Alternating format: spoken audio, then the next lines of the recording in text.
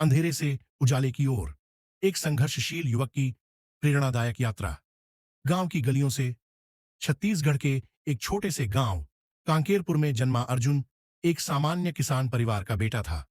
उसके पिता दिन रात खेतों में मेहनत करते और मां घर का कामकाज संभालती।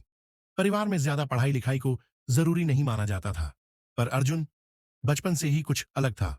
उसे किताबों से बहुत लगाव था और जब भी मौका मिलता स्कूल की लाइब्रेरी में जाकर घंटों पढ़ता रहता। गांव में बिजली का भरोसा नहीं था, लेकिन अर्जुन दिए की रोशनी में पढ़ता था। कई बार दोस्तों ने मजाक उड़ाया, इतना पढ़ लिख कर क्या करेगा, तू किसान ही बनेगा। पर अर्जुन को खुद पर भरोसा था। उसे लगता था कि शिक्षा ही उसका रास्ता बदलेगी। पहला बड़ा सपना, 10वीं की परीक्षा में अर्जुन ने पूरे जिले में टॉप किया। गांव वाले हैरान थे।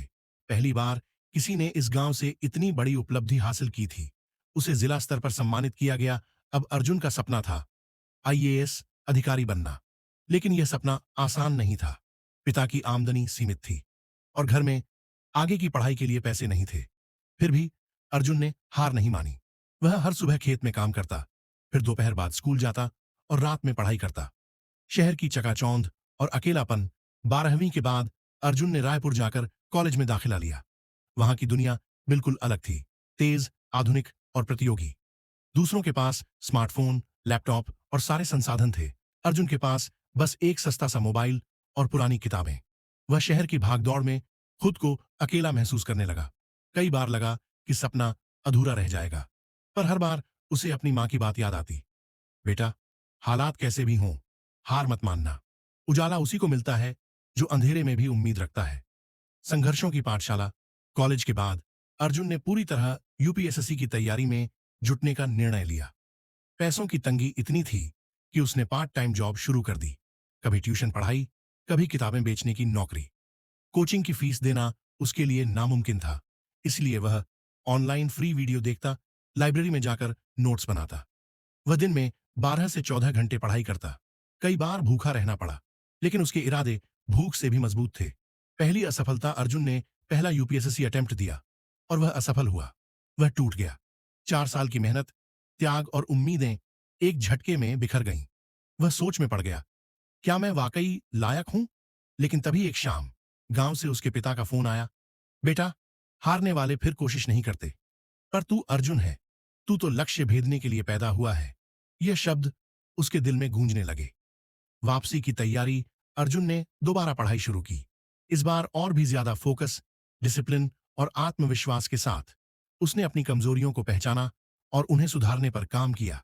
वह जान गया था कि हर असफलता एक सीख होती है।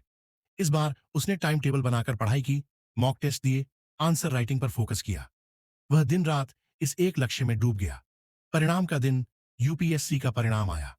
अर्जुन का नाम फाइनल लिस्ट में था। AIR 37, all India rank. उसकी आंखों से आंसू बहने लगे।